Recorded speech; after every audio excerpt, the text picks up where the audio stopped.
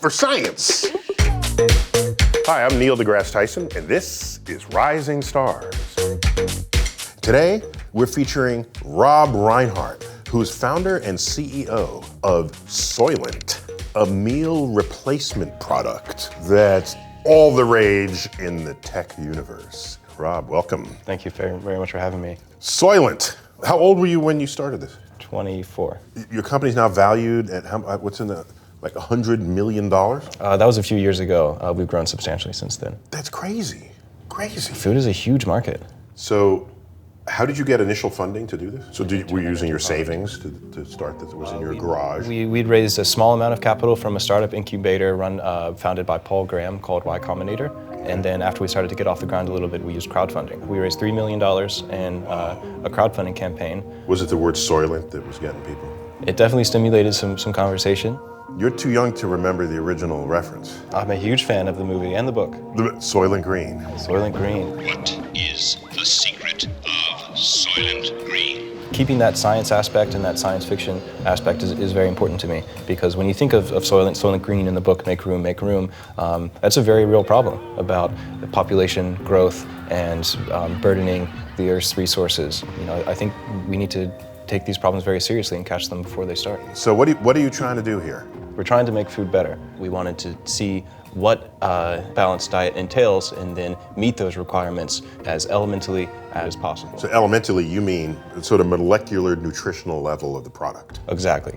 Goal was to use science to improve the food system. Whatever you put in here, you want to say it's better than like the whole meal I just had? I had like eggplant parmesan last night. Well, it depends what you're optimizing for. Optimized for pleasure, how about that? This may not be the most pleasurable meal in the galaxy. Okay. However, it is very functional. Functional food. Right. Ever since food fortification from a generation ago. I mean, iodized salt, fortified rice, cereal, even macaroni and cheese has to be fortified. Yeah, it's all the grains. Nutritional deficiencies used to be just part of life, and now they're gone. They're gone completely. Just gone. This is an engineering problem. Right. A food engineering problem. Food engineering problem, and it's a very complex problem. I mean, it's pretty astounding that we can make something like this that will sit on a shelf without refrigeration for a year. Is the food you want in the zombie apocalypse. Exactly. Preppers love this stuff. So can I try your liquid here? You can. So this, how do I know what flavor this is? We were trying to have something kind of neutral, kind of bland. So you managed to create this and not have much of a taste. It's really a perfunctory act of... Which is very difficult, because every one of those ingredients does have a taste. Right. So to have something ending up neutral is much, much more difficult than to have something that tasted strongly of, say, mint. So this will define forevermore what Soylent tastes like for me. Yes. Okay, here we go.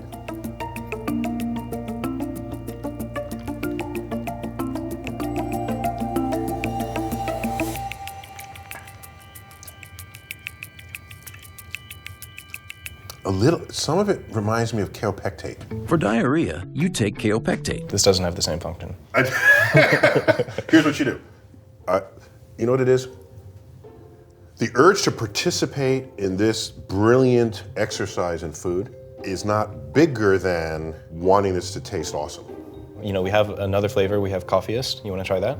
Okay, we'll try some. See? That's way better. I don't know what this is. Maybe I want to taste. That's what it is. You put so much energy taking taste out of this. Then why am I doing it? This tastes like a room temperature coffee milkshake. Because first we had to take taste out of everything else in there so that we could add in something So there'd be new, a pure thing. and it would only taste like what we put in there, not all the previous stuff. This tastes like a coffee milkshake. You did it.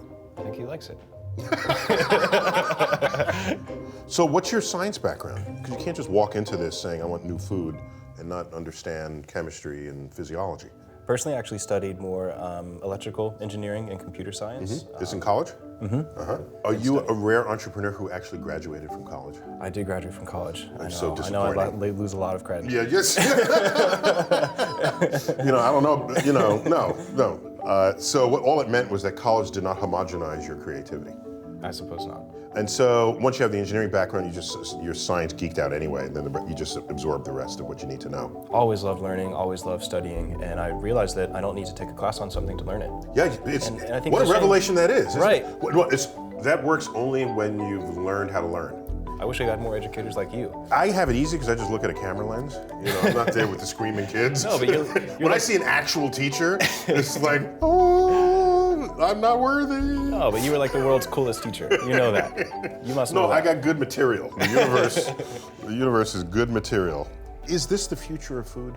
Or is this something to get us thinking new ways about food? The process by which this was designed is a big component of the future of food. That we need to start thinking really seriously about what the body needs and how food is produced. Until now, we just thought about what the body needs, and we just combed the earth to put the stuff in here. See, now you've got this, but I use 10 acres of land, 3 cows, 4 quarts of milk, whatever. And you got the full, as you would say, the vertical integration of the production of this in mind. Exactly. You think that's the future? Absolutely. Eventually, I'd like to get to the point, and I'm focusing on protein right now, to produce everything with single-celled organisms. Calories comes from the sun at some point. Plants take the sun's energy, then if you feed those plants to an animal, then you get the energy that ends up in its meat or fat. But right, a cow is just a machine to turn sunlight into steak. You can see it that way. Right? That's the only point of a cow. A lot of energy is lost along the way. Mm-hmm. So the more directly you can extract that energy from the sun, the better. So is this one meal or one whole day's worth of? We're not quite there yet. Eventually we'd like to get to a pill. I mean, there's a limit to how many calories you can cram in a certain volume of the space-time continuum. There is, but maybe if we had some sort of radioactive isotope that in an engineered strain of gut bacteria to extract the energy from that, and then that therein synthesizes the carbohydrate and fat and protein that you need.